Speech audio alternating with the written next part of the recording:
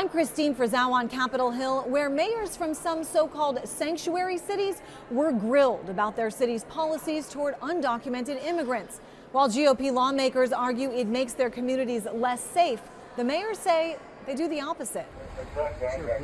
As the Trump administration continues its crackdown on criminal migrants, a crackdown as well on American cities Republicans say are standing in the way, like Chicago, where the recent murder of a 63-year-old man shocked his community. His arms tied with a duct tape, legs with the extension cord. Both suspects, undocumented migrants. One had been arrested just weeks before for trying to lure a 13-year-old girl to his car. ICE lodged a detainer against the criminal alien, but Chicago authorities released him back onto the street. It's an incident Republicans say would not have happened if not for Chicago's sanctuary policies, which prohibit local law enforcement from communicating with immigration and customs enforcement. The safest thing to do is to say, ICE, we got him in custody. Come here, we're releasing. We held him 345 days. We can't hold him a second longer. We can't wait for you to come inside the building. We got to let him go, so you have to arrest him in the parking lot. Sanctuary laws are in place in several cities and states around the country,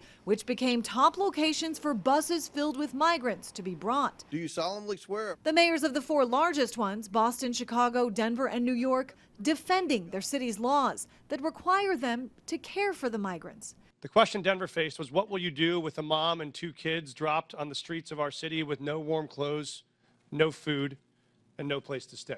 All four mayors touting massive decreases in homicides and violent crime in their cities and say the laws are a contributing factor. Any actions that amplify fears of deportations make Chicago more dangerous.